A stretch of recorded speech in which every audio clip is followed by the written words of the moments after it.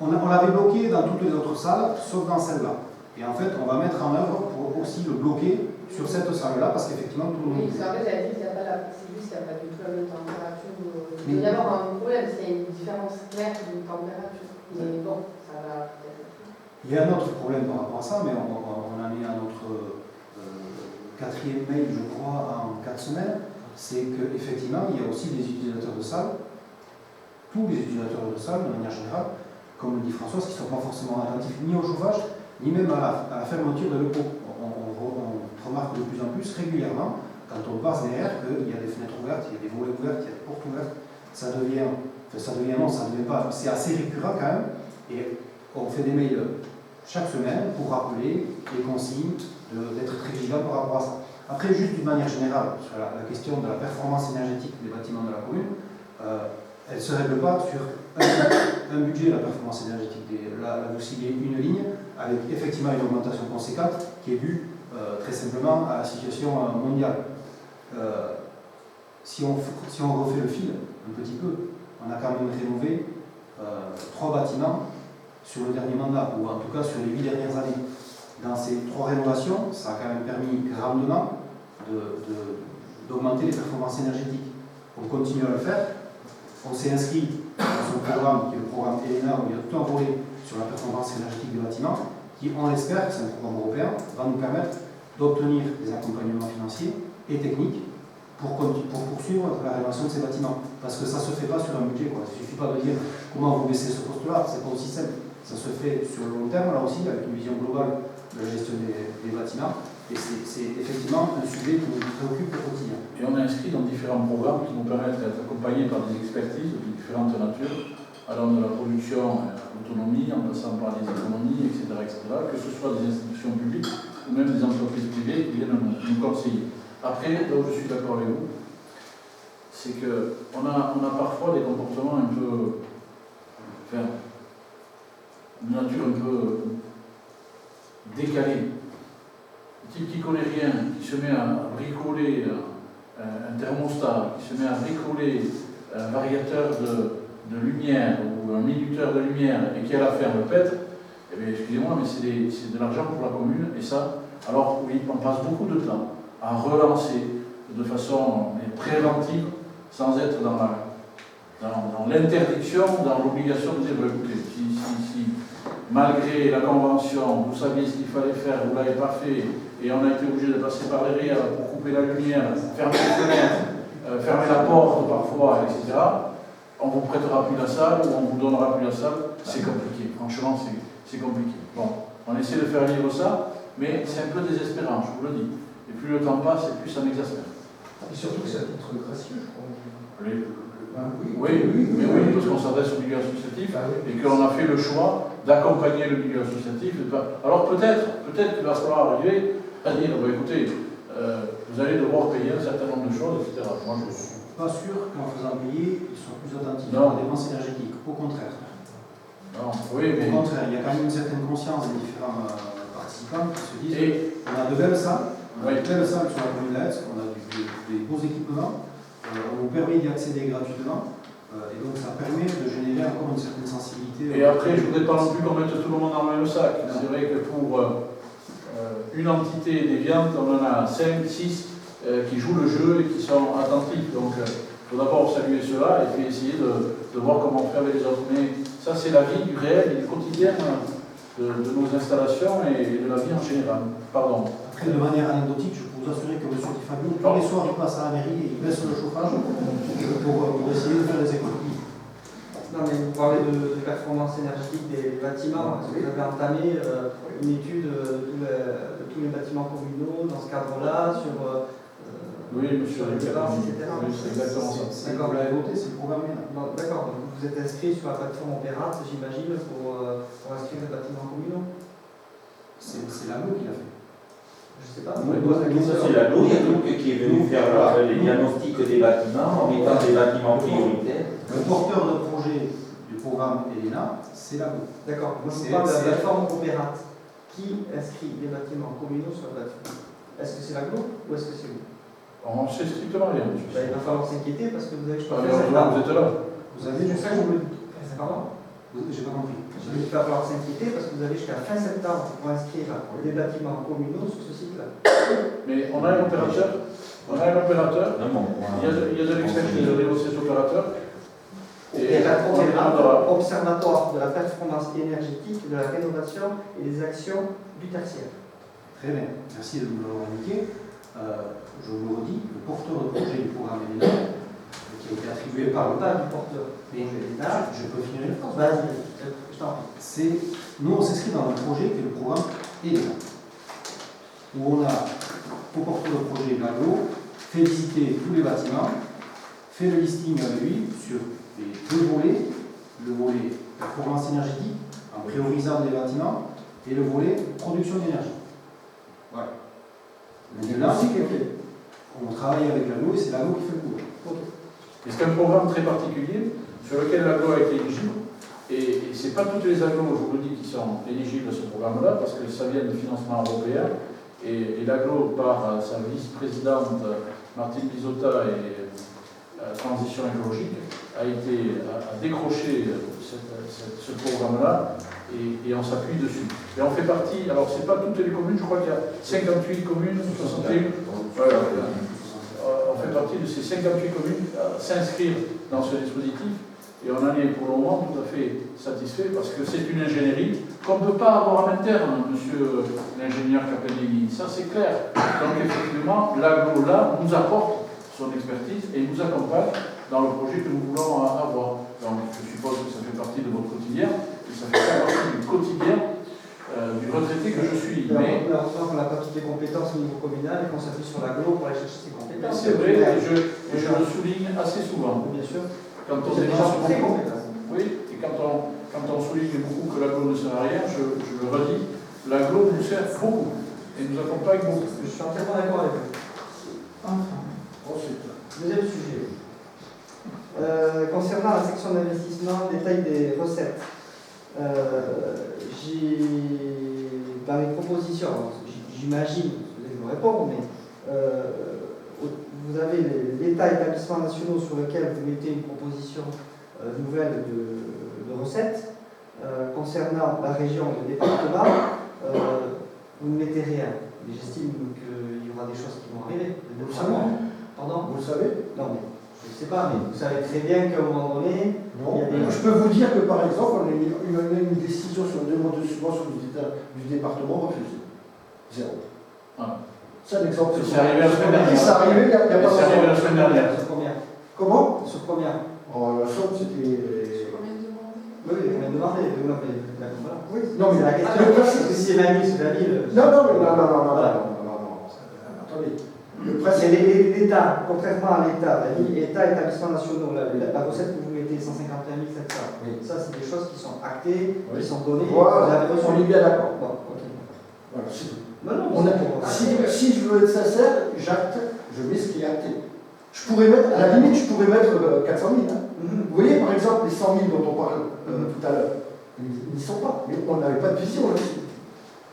Donc, si le BP avait été voté dans un mois, c'était pas 150 000, c'était 250 000. Je crois pouvoir vous dire que pour être éligible au projet dont on a reçu la réponse cet après-midi, il a fallu qu'il y en ait des allers-retours entre l'instance France Relance et la commune pour pouvoir savoir quelle était la hauteur de ceci, la hauteur de cela, et leurs conditions pour pouvoir nous y mettre. Et on a failli passer au travers. Et heureusement, et là encore une fois, c'est ce que j'ai fait cet après-midi auprès de Marine, j'ai dit, vous voyez, on s'est vraiment cassé la tête pour pouvoir répondre le plus possible avec des visions, de ceci, de cela. On y a mis aussi notre bureau d'études, parce qu'au départ, ce n'était pas prévu comme ça, mais à l'arrivée, voilà, on a réussi, mais on ne voulait pas l'inscrire au budget. Le budget doit être sincère, et on n'allait pas vous assurer d'avoir cette subvention, alors que c'était vraiment pas gagné. Et si je peux juste compléter pour la subvention département, on en a qui sont prévus notamment sur les voiries, mais par contre on n'a aucune certitude sur le fait de les versement en 2022. Du coup on ne les utilise pas sur 2022 pour équilibrer les budgets et ils seront inscrits après l'année prochaine. Mais pour le coup, non, sur le département, ça c'est purement technique. Certitude d'avoir quelque chose. Oui. C'est-à-dire entre le moment, grosso modo, où c'est acté, la réalisation est faite, c'est facturé, qu'on envoie les pièces et qu'on nous verse la subvention, il y a un delta qui peut être très important. Or, dans le BP, on y inscrit raisonnablement ce qui est acté et encaissable, entre guillemets, dans l'année de l'exercice. Parce que si on sait très bien que certaines subventions risquent d'être versées qu'en 2023, donc je ne vais pas les mettre en 22. Elles seront inscrites en 23. Très simplement. Et dernière question, c'est concernant la ligne en dessous, emprunt en euros et refinancement de dette. Donc j'ai un emprunt à 770 000 euros et un refinancement de dette à 1 032 000 euros. Oui. Ça va C'est le cadre, on va en discuter dans le cadre J'ai pas posé la question. des délibérations. Le refinancement de l'emprunt. Ah, c'est ça. Oui, on va en discuter, si vous n'êtes pas trop impatient, pas longtemps. Alors, moi, ma question, c'est juste une question Mais non, je pense que vous reposeriez la même question. Donc, À la délib 8. à la délib 7, oui. Non, c'est pas ça. Je vais expliquer. Je trouve étonnant que vous nous donnez à voter en première délibération, en troisième, quatrième, et de se prononcer sur l'emprunt, Oui.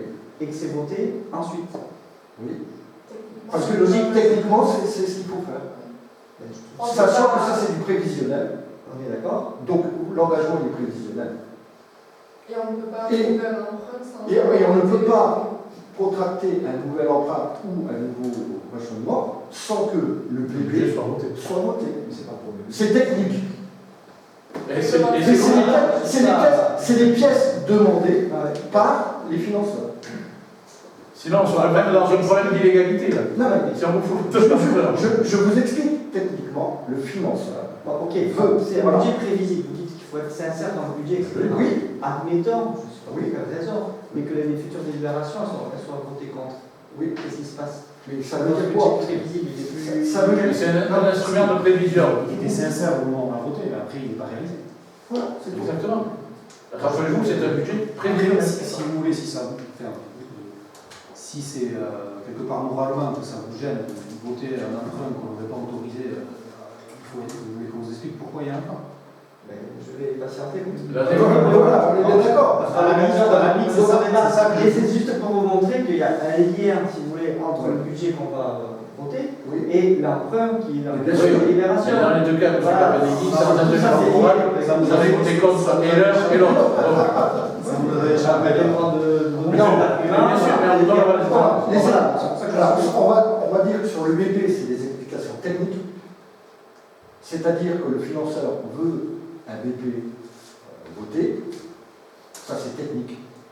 Après, sur on contracte pas les emprunts, on échelonne pas. On en discutera sur les délibérations suivantes.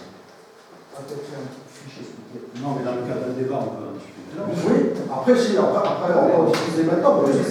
J'abondais dans le sens de M. Capeneghi, il s'en est pas rendu compte. Moi, je comprends tout à fait, effectivement, qu'on puisse débattre de ce sujet-là, c'est-à-dire du besoin de financement dans le cadre du budget, sans attendre effectivement la vie technique qui arrive derrière.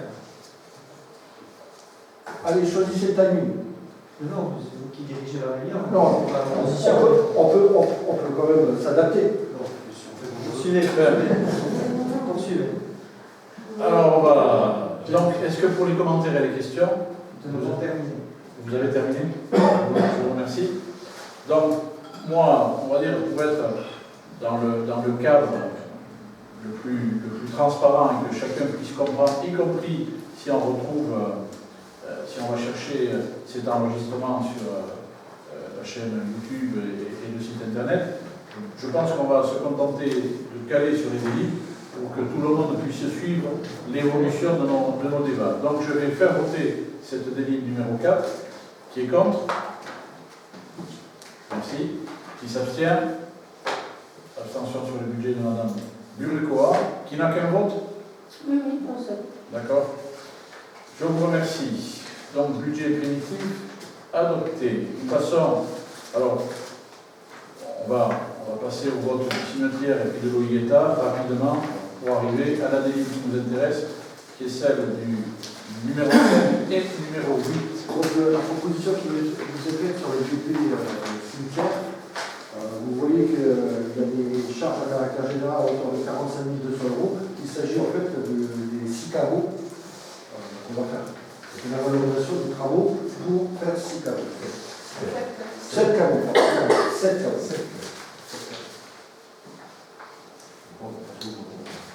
Non, observation, commentaire. Un commentaire concernant sur le cimetière, vous avez parlé tout à l'heure d'extension au niveau foncier du cimetière. On est bien d'accord que dans le budget cimetière qu'on vote là, il y a uniquement les caveaux et pas le foncier. On est d'accord. C'est bien les 7 caveaux, les 45 000. L'emprise foncière avec Ça, ça rien à voir. On est sur autre chose. Précision étant donnée, d'autres observations, d'autres commentaires? Ainsi, on passe au vote. Qui est contre cette délibération? 3. Abstention. Je vous remercie. Vote du budget définitif de l'OIETA. C'est un budget annexe, excusez-moi. Oui, mais définitif aussi. Donc vous avez des éléments tels que nous les projetons sur l'année 2022 avec les dépenses. Il s'équilibre à 264 260 €.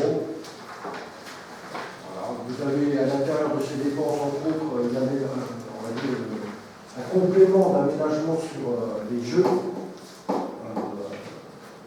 Faire des barrières et pour faire le sol. Voilà. Et le plus gros, c'est en fait le remboursement, la vente, d'une part, des derniers lots, et le remboursement de l'emprunt sur cette année 2022. Voilà. Sachant que, comme vous disiez Philippe précédemment, le BP 2023 sera très allégé. Et le 24, il y en aura plus. On aura clôturé. On l'espère. Espérons. Voilà.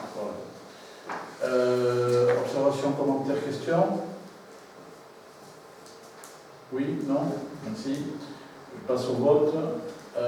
Opposition? Abstention? Je vous remercie. Délit numéro 7. Vous voyez, il ne fallait pas beaucoup attendre. C'est effectivement la délibération permettant le réaménagement du prêt actuel. On va vous expliquer la mécanique qui nous permet de réaménager, pourquoi, quelles en sont les raisons, et ce que ça a comme conséquence, puisque ce n'est pas neutre, effectivement. Donc réaménagement du prêt actuel. Oui. Il faut savoir qu'il ne peut pas se... on va dire les deux délits sont liés. Elles s'inscrivent en fait dans le PPI. Alors, on parle du PPI depuis tout à l'heure, PPI, plan pluriannuel d'investissement. D'accord. Donc, juste, je vous interromps, vous parlez de PPI. Oui. C'était acté. Non, c'est un outil de prévision que nous sommes, on va dire, autorisés à bâtir pour pouvoir effectivement anticiper, prévoir, financer les opérations. Voilà, c'est bien un plan pluriannuel d'investissement qui est propre à votre fonctionnement et qui n'a pas été soumis au conseil municipal. Non, parce que c'est un outil de pilotage. C'est un outil de pilotage informel qui recoupe, on va dire, qui peut recouper une forme, un aspect formel, mais dans le cas présent, non, il n'a pas été voté en conseil municipal, mais c'est juste pour vous expliquer, dans les perspectives que nous souhaitons donner au travail de ce conseil municipal, aux investissements pour les villages, comment les choses s'organisent, parce qu'elles sont liées, et que, en le faisant de cette façon, on espère que vous compreniez un tout petit peu, enfin, on est convaincu, ça ne veut pas dire qu'on va vous convaincre, mais que vous puissiez comprendre quelle est cette œuvre de pédagogie, si vous voulez, que vous puissiez comprendre quels sont les mécanismes économiques, financiers, et qui gèrent, on va dire, cette vision-là. Et, il ne faut pas être grand-père pour savoir aussi qu'elle repose sur simplement les engagements que nous avons pris auprès des AESTAR quand nous avons été élus. Alors, ce n'est pas les vôtres, très certainement. Je comprends tout à fait qu'on puisse ne pas les partager. C'est le cas, puisque vous les votez systématiquement négativement.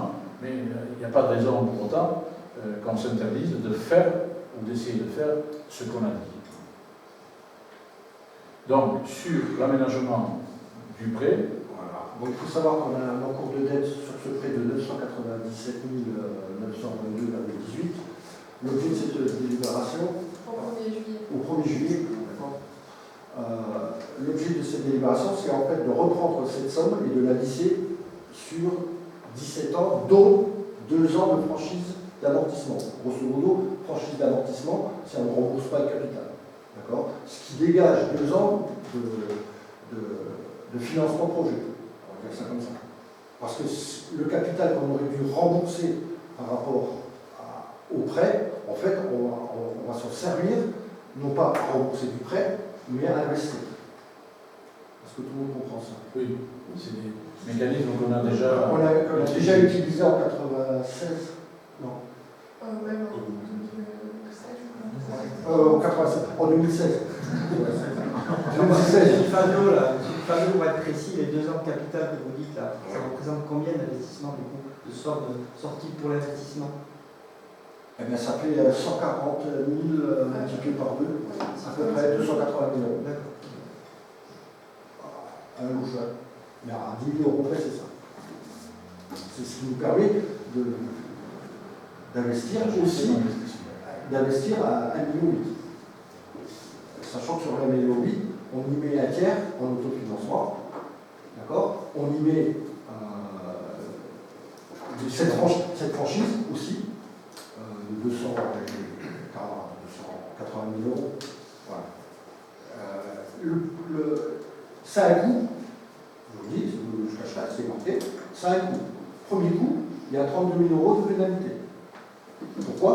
Parce qu'on considère que c'est un remboursement par anticipation. C'est-à-dire que les 900 000 sont remboursés par anticipation. D'accord? Bon, je passe sur les frais de 500 euros de dossier, et il y a un lissage sur 17 ans. Voilà. En fait, la dette n'augmente pas, mais elle est lissée, la dette en euros n'augmente pas, très peu, si ce n'est en fonctionnement de 32 000.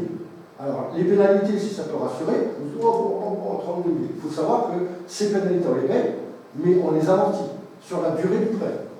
Ça veut dire qu'ils sont lissés sur la durée du prêt qu'on a lissé. Ça veut dire qu'on va lisser jusqu'en 2028. Voilà. Donc ces 32 000 là vont être lissés en 2022, 2023, 2024, ça se paye, mais c'est lissé. Voilà. Et surtout, l'avantage, c'est que c'est amorti. Si c'est amorti, ça veut dire que ça va rentrer, l'amortissement rentre en capacité d'investissement. Parce qu'un amortissement, vous avez une dépense, la dépense de fonctionnement, mais comme c'est une opération d'ordre, ça va s'équilibrer, ça s'équilibre avec une recette d'investissement. Donc ça finance de l'investissement. Donc vous dites, on le paye. Oui, on paye, mais c'est réinjecté dans l'investissement après. Certes, c'est réinjecté de façon échelonnée, mais pas en une fois. Voilà. Mais on connaît le même procédé quand on fait de la dotation d'amortissement. C'est le principe. On fait de la dotation aux amortissements pour tout ce qui est matériel, etc. Là, c'est sur du flux financier. Voilà les modalités du prêt, de toute façon, vous les avez. Alors, la proposition qui est faite, donc, c'est effectivement d'autoriser le cours monsieur le maire à lisser, à tracter ce prêt de lissage auprès de la caisse des Il y a un autre coût associé à ce changement de... Il y a un autre taux? Un autre coût qui est associé à ce changement. Alors, vous avez les pénalités, vous avez les 500 euros, et vous avez un coût supplémentaire. C'est-à-dire que vous avez un différentiel de taux. Oui. Le taux 2016, pardon, et le taux actuel, je ne sais pas si les taux courants, les taux sont en train de flamber. Je ne sais pas si vous avez rendu compte, mais ils sont en train de flamber. Pour vous expliquer, on a dû batailler Marine. Actuellement, une offre de prêt, vous savez, vous avez l'habitude d'avoir une offre de prêt valable 1 mois. On les a déjà dit, maintenant c'est 15 jours. Et sans doute, ça va passer à 1 semaine. C'est-à-dire qu'on les split dès les réflexions parce que les taux au jour, ils sont très volatiles. Donc voilà, donc on est arrivé, et je vous promets qu'on a bataillé pour trouver un taux. Pouvez-vous rappeler le taux qui avait été négocié en 2016 Ouais, 0,96. C'est ça, absolument. Et Donc là, donc vous ça, êtes c'est à 1,87. Il y a 1,2 en plus, enfin, à peu près. un point. Un point de plus. Ouais, un point de plus. C'est pour ça que vous me demandez s'il y a des coûts supplémentaires. Je dis oui. Vous l'avez estimé à combien? Si vous faites, comment dire, le montant des intérêts, le coût du prêt sur 17 ans, d'accord, les intérêts, si vous soustrayez ce que vous auriez dû payer avec l'ancien prêt, vous êtes sur la base, On a un delta à 158 000 euros. 150 000 euros. Oui. Voilà. On investit C'est pas. ce que j'ai calculé. Bon, non, mais on est en toute transparence. Je veux dire, on a fait les mêmes calculs que vous. Hein. Voilà. Et ces 158 000 euros lissés sur 17 ans, vous faites le compte, ça fait à peu près un coût à 9 000 euros pour la collectivité par an. C'est ça? Je ne me trompe pas. Mais surtout, ça permet de débloquer. Et sans ça, on n'investit pas. Voilà. C'est le prix à payer pour investir. C'est très clair. Ou alors on fait rien. On peut aussi ne rien faire. Et oui. C'est comme. Oui, mais Voilà. ça, c'est une réalité. C'est-à-dire, la réalité, elle est qu'il y a 1,8 million d'investis pour la collectivité sur l'année, sur une année, 1,8 million, 600 000 en autofinancement, un lissage avec un coût de 9 000 euros par an, d'accord, et en complément, un prêt Un prêt de 770 000 euros. complémentaire.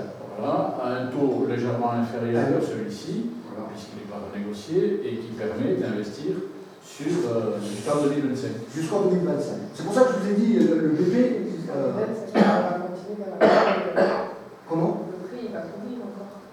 Le prêt là va courir sur 17 ans. Oui, mais on investit jusqu'en 2025, et vous pouvez investir après, puisque, alors après, il faudra regarder, il faudra regarder comment Il faut bien comprendre. fonctionnent les excédents de fonctionnement et comment on recapitalise derrière. Il faut bien comprendre que l'objectif du BP, je veux même dire des BP, c'est de ne pas vider la caisse. Donc, clair. Le but, c'est qu'à la fin de la mandature, l'équipe suivante, quelle que soit, elle ait une capacité d'enclenchement. C'est pour ça qu'on s'est fixé une barre fatidique entre guillemets, de réserve, je fais des guillemets, de 200 000 minimum. Ça veut dire que minimum, logiquement, la vision à 25, c'est compliqué, hein. D'accord? Mais on fait tout ce qu'on peut, tout ce qu'on a prévu, toutes les modélisations, toutes les modélisations doivent permettre à la mandature suivante, quelle que soit, d'avoir, entre guillemets, 200 000 euros. Et avec des ratios qui ne sont pas dégradés au-delà de ce qui est réglementairement acceptable. C'est un jeu à l'équilibre. Oui, tout à fait. Vous avez, quand on analyse l'équilibre financier d'une commune, mais je crois que c'est repris dans la note de finances, je suppose, ou pas? Ou administrative. Ou administrative, voilà. Vous avez un certain nombre de ratios, comme la capacité de désendettement, l'autofinancement, etc., qui participent à l'analyse de la situation financière. Et ces paramètres permettent de dire dans quelle situation la commune se trouve en fonction de sa strate, etc. Et donc l'objectif, c'est de se retrouver à la fin 2026 avec une capacité, enfin un investissement qui aura été très dynamique sur l'ensemble du mandat et des ratios qui auront été dégradés par rapport à aujourd'hui, puisqu'aujourd'hui, on a ce fameux, on va l'appeler, capacité d'autofinancement à hauteur de 800 000 et qu'on réinjecte à 600 000, mais les ratios ne seront pas dégradés pour que l'équipe d'après ou le mandat d'après soit hypothéqué par la situation financière de la commune. Si vous voulez, c'est un élément très très important à prendre en compte. Pourquoi? Parce que quand vous vous adressez aux établissements bancaires, c'est la première chose qu'ils vont regarder. Et si vous avez ces ratios dégradés, et on le voit sur d'autres communes, etc., vous n'accédez pas à des... Ou alors vous accédez à des prêts, mais en vous tirant une balle dans le pied, vous n'accédez pas à des prix qui soient dans le cadre du marché. Là, si vous regardez bien les prêts tels qu'ils ont été contractés, etc., et encore une fois, hein, on ne va pas vous faire rentrer dans l'arrière-cuisine de ce qu'a été la négociation avec les établissements bancaires, etc., mais on est sur un taux fixe à 1,85. Je mets au défi quiconque, aujourd'hui, de pouvoir, alors oui, sur le plan, et même sur le plan privé, je suppose qu'on est... Et en refinancement. Et en refinancement, on n'est pas sur ces taux-là. Alors certes, le taux est dégradé, puisqu'on passe de 0,96 à 1,85. On réemprunte, et ça sera la déclaration d'après, sur un autre taux qui est à 1,05, je crois. 1,10 pour le prêt suivant qui vient s'additionner, qui permet cette capacité d'investissement. Alors, évidemment, et l'étape juste d'après, c'est une fois qu'on contracte ces prêts, etc., comment on équilibre les comptes, et on le verra à la libération numéro 9, je crois. C'est bien ça? Oui. Voilà. Juste deux petits commentaires, et ensuite, juste pour rappeler des choses quand même, parce qu'en 2016, vous l'avez répété, donc vous avez contracté un taux pour regrouper en fait plusieurs emprunts qui avaient été effectués. Je rappelle quand même les 5 emprunts. Il y avait 3 emprunts concernant le pôle enfance, un emprunt pour l'achat terrain et travaux voirie, et un autre emprunt pour la dalle polyvalente de Chorandia. Okay, donc c'est quelque chose qui date depuis les emprunts qui ont été contractualisés en 2008. Oui. Peut-être même avant. Peut-être même avant, M. Capelli, parce que... Effectivement, peut-être avant la construction, effectivement. Oui, mais il faut être précis. Il faut être précis, c'est-à-dire que... Je ne suis pas allé jusque-là. Non, mais je vois où vous voulez en venir. Mais je fais juste un historique parce que certains élus n'étaient pas là à ce moment-là, donc c'est important quand même de faire un récapitulatif historique quand même et du déroulement. Alors peut-être que j'ai des imprécisions, M. le maire. Non, mais bon, je poursuis. Donc là, on a fait un rachat, vous avez fait un rachat de dette finalement, mais qui était très intéressant d'ailleurs, et regroupé à un seul. Donc Vous avez voté pour, j'espère. Pardon ? Vous avez voté pour, j'espère. non.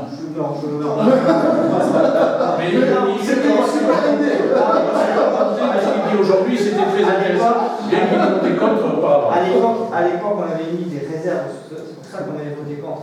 Pas contre la finalement, il était regroupé. Finalement, elle était budgétaire. Elle était volée. Donc, rassemblement de dette 1,4 million avec une indemnité de remboursement anticipé 83 000 euros. Bien sûr. À 0,96. On est d'accord. C'est bien ce que vous avez dit tout à l'heure. Là, ce que j'appelle moi ça, c'est une pré-échelonnement, c'est un prêt à façon électorale. Okay, sur lequel il nous restait 6 ans. Il restait 6 ans, vous comprenez bien, 6 ans, à un taux à 0,96 avec 30 000 euros d'intérêt à rembourser. Oui. Là, ce que vous faites, vous grevez la commune de 158 000 euros, c'est ça, de dette en plus de 0,96, on passe à 1,85, plus donc, le RIA de 32 000 euros, plus les 80 000 euros qu'on avait pris derrière. Là, je lui mets un total à plus de 252 000 euros d'intérêt. Moi, la banque, la caisse d'épargne, va vous dérouler un tapis rouge, je veux dire. Lorsque vous arrivez à 0,96 à 1,87, je veux dire, moi je connais peu de personnes qui vont voir leur banque pour augmenter le taux d'intérêt. Mais il y a qu'à être que ça se passe. Donc écoutez, c'est très bien pour vous. Mais comme vous avez dit, faire c'est respecter ce que vous avez promis. Donc, allez-y.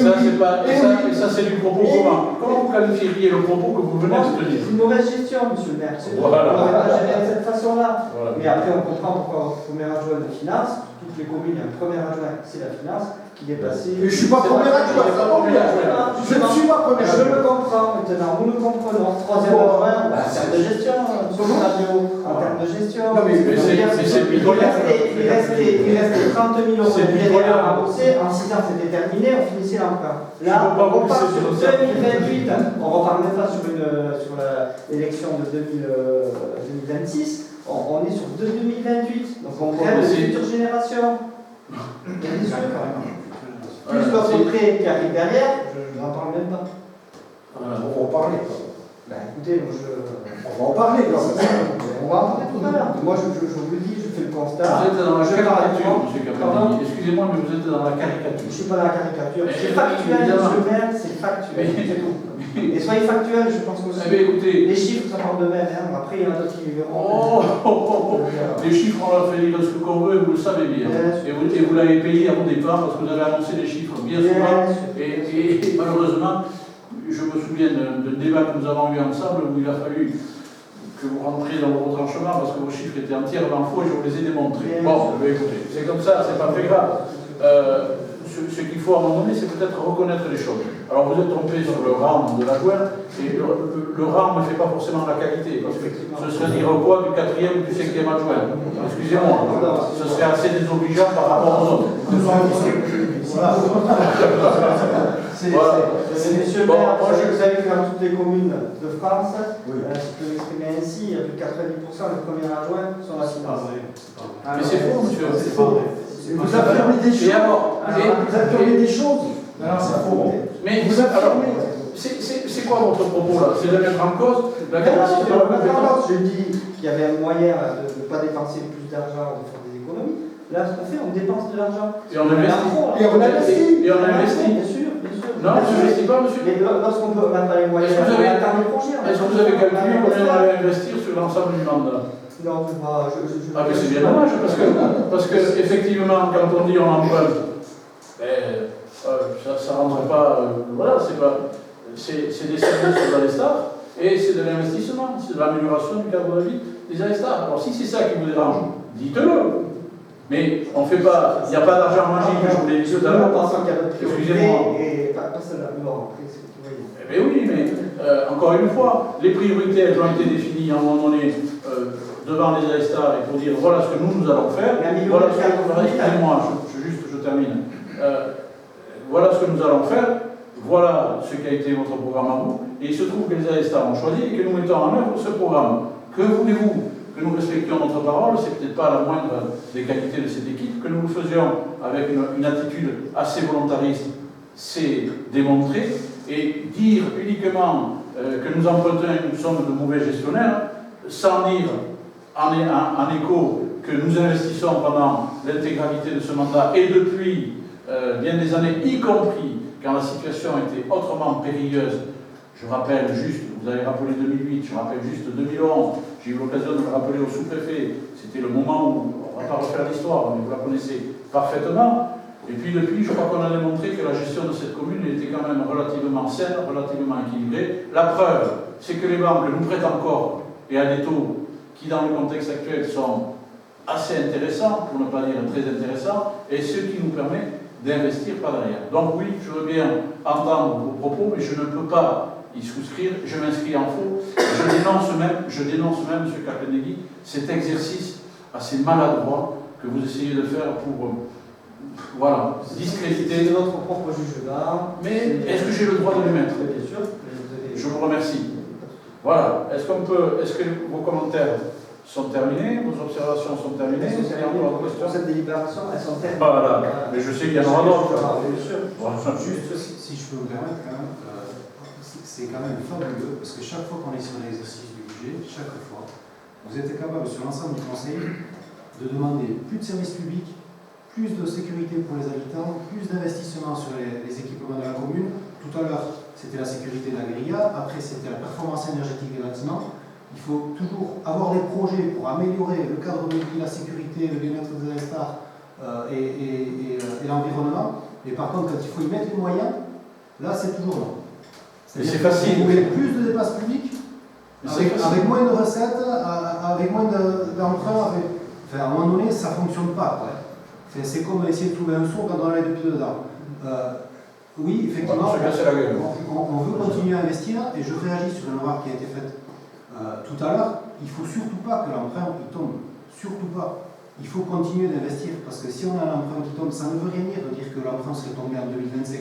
Mais non, il faut garder un endettement de la commune qui soit raisonnable, mais qui soit réel. Parce que s'il n'y a pas d'endettement de la commune, ça veut dire que c'est une commune qui n'investit plus pour sa population. Et c'est très dangereux, parce que derrière, c'est aussi ce que nous reproche l'État aujourd'hui. C'est-à-dire que l'État, quand elle fait les comparatifs des communes et qu'elle voit que des communes n'investissent plus et ne répondent plus aux besoins de leur population, elle supprime les dotations, elle supprime les accompagnements financiers. L'État et l'ensemble des collectivités ne subventionnent les communes que les communes qui investissent et qui apportent du service à la population. Si aujourd'hui on laissait tomber un emprunt sans avoir la volonté d'investir de manière volontariste, comme l'a dit le maire, ça serait très dangereux pour les ASTAR. Donc il n'y a pas de dogme par rapport à ça. C'est exactement comme dans une entreprise qui n'investit plus, qui n'a plus d'emprunt, c'est une entreprise qui se meurt. Et là c'est pareil. Et si je peux finir, je sais que vous n'êtes pas d'accord, je vais finir. Et si on n'emprunte pas, parce que vous inquiétez pas, on a fait un exercice, ce budget il ne tombe pas du ciel, on a énormément travaillé avec notre groupe majoritaire pour arriver à cette libération aujourd'hui, depuis une grosse année pratiquement maintenant, et on a fait des comparatifs. Et si on arrête d'investir aujourd'hui, le village ne fonctionne plus derrière. C'est aussi simple que ça. Donc il ne faut pas faire peur à tout le monde en disant vous rajoutez de la dette, c'est pas vrai. On maintient un taux d'endettement qui est raisonnable, qui est exactement dans les ratios comme on l'a dit tout à l'heure, et qui permet simplement aux restants d'avoir des équipements qui font partie de leurs attentes au quotidien. Bon, je vois que mes propos n'étaient pas bien compris. J'explique les choses. Je ne parle pas qu'il faut arrêter d'investir. Je ne dis pas qu'il ne faut pas faire d'emprunt. Ce que je dis, c'est que l'aménagement de la dette que vous avez là, passer un taux de 0,96 à 1,85, c'est inconcevable. Vous n'êtes pas banquier, monsieur Capenet. C'est ce que je dis, c'est tout. Mais c'est le contexte. Le contrat, vous avez dénoncé la même chose en 2007 quand c'était dans l'autre sens. Vous avez dénoncé la même chose. On vit avec son contexte. Et je suis désolé, on n'investira pas en 2028 quand le mandat sera. C'est pas là qu'il faudra dire aux ASTAR, on n'a pas tenu nos engagements. Non, c'est maintenant qu'il faut tenir nos engagements. C'est maintenant qu'on le fait. Moi, je comprends ce que veut dire le monsieur Capenet. Ce qu'il ne comprend pas, c'est qu'on avait un emprunt à 0,96. Pourquoi on aurait un ménage à 1,85? Mais, alors, pour ne pas que le propos soit soupçonné de politique ou de... Est-ce qu'on peut donner la parole à une technicienne qui a géré ce dossier et qui va vous donner l'explication? Non, mais on va connaître l'explication. Alors, si vous la donnez, soyez honnête, M. Capenet. Soyez honnête. On le sait pour faire vos projets. Comment? On le sait très bien que c'est fait pour faire vos projets. Mais c'est pas le sujet. Il y a il y a un rapport technique à ces éléments-là. Est-ce que vous pouvez juste le rappeler? On ne va pas rentrer dans la cuisine, parce qu'on pourrait y aller sur le coup de fil de la caisse d'épargne qui nous appelle en disant on ne va pas tenir ce taux-là. Et on leur dit non, mais vous plaisantez ou quoi? Vous vous êtes engagé sur ce taux, on vous apporte la réponse et on y va. Alors, excusez-moi, est-ce que vous pouvez donner juste techniquement le rapport qui lie les... Oui, en fait, en réalité, la dette globale, comme vous le disiez, était prévue d'être remboursée sur 6 ans et demi, le 1er juillet. Le problème, c'est que les annualités étaient du coup remboursées très rapidement, ce qui a fait un taux aussi qui était bas à l'époque. Mais le volume de ce qui était remboursé par année ne permettait pas de dégager derrière une capacité d'investissement suffisante. Et la commune se retrouvait en fait dans une situation où elle pouvait très peu investir sur les années à venir, malgré le fait que le taux était intéressant, l'endettement était relativement faible sur la commune, mais il s'échelonnait sur peu de temps. Et si on ne faisait pas ce refinancement-là, derrière on n'avait plus de capacité de pouvoir souscrire un nouvel emprunt, mais par rapport au remboursement, pas par rapport à l'endettement global de la commune. Voilà techniquement comment c'est monté. Est-ce que vous allez dire à Mucho? Parce que ces arguments-là, ils sont très... Pardon? Respectant les ratios. Voilà. Est-ce que vous allez dire à Mucho sur les éléments, on va dire, d'appréciation, hein, on y revient par rapport à l'investissement, par rapport aux dotations, etc. Eh bien oui, l'État nous surveille sur est-ce qu'on est dans cette approche assez volontariste et comment il accompagne, parce que sinon il n'accompagne pas. Toutes les collectivités. Et évidemment, toutes les collectivités. Et on pourrait aussi vous parler de la visite de monsieur le sous-préfet la semaine dernière en commune pour évoquer l'ensemble de nos projets et comment, effectivement, il a découvert notre commune. Il avait beaucoup d'éléments très instruits sur quelle était notre commune, ce qu'on y faisait et comment il pouvait ou voulait nous accompagner. Et je pense qu'il est reparti avec des éléments qui nous permettent. C'est toujours rassurant de voir un serviteur de l'État et un sous-préfet aussi attentif à nos projets et à sa volonté, je l'espère, de nous accompagner de la meilleure façon possible. Encore une fois, c'est à la fin du bal qu'on paye les musiciens ou à la fin de la foire, vous connaissez l'expression. Donc on attend effectivement les éléments d'une DETR et on espère qu'il nous sera favorable. Alors, juste pour compléter vos propos concernant les premiers adjoints qui sont qui ont obligatoirement la. C'est anecdotique, je vois. Voilà, donc voilà, c'est pas tout à fait ce que vous dites. Bien, est-ce qu'on peut voter en sachant que. Dernière chose. Oui. J'en finirai là. Vous avez dit que vous aviez déjà fini avant, mais c'est pas grave. Mais on est dans le débat. Profitez-en, Monsieur le maire, j'ai toujours quelque chose à rajouter. Voilà, en fait. Oui, ça c'est pour moi. Bah, t'es Esperanza. C'est bon. On va faire ça partout un peu plus tard. J'aurais souhaité que dans la délibération, il puisse être écrit comme quoi l'emprunt qui a été souscrit ou qui a été réalisé en 2016, et qui est le taux de 0,96 qui soit inscrit.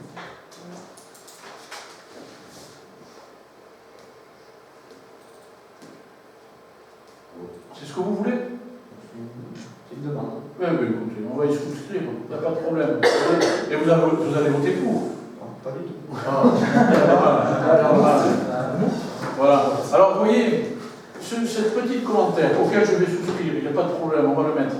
Ça montre bien dans quelle démarche on va dire, vous vous inscrivez, non pas pour le village, mais juste pour pouvoir dénoncer des choses qui sont fausses. Et c'est ça qui me gêne dans votre pratique. Mais ne vous inquiétez pas, on va le mettre et on aura d'autant plus de loisirs à expliquer aux ASA la façon dont les choses sont gérées dans cette Nous aussi, on explique. Mais je n'en doute pas, c'est votre droit. Profitez-en. Oui. Juste une dernière chose. Ça va manquer, je pense que ça va manquer. C'est juste pour l'établissement Caisse d'épargne Aquitaine, Poutou-Charente. Oui, je l'ai modifié. Voilà. Petite parenthèse. C'est pour dimanche. Vous avez raison, c'est important. Bien, le débat a été tenu, nous allons passer au vote. Je ne savais pas qu'il y avait des votes. Contre. Merci. Abstention. Merci. Délibération numéro 8, souscription d'un nouvel emprunt. Oui. Alors, je vais laisser la parole à Joël pour ouvrir cet emprunt de 770 euros. Tout voisin, simplement parce qu'on n'est pas en lissage. C'est donc un emprunt, entre guillemets, nouveau.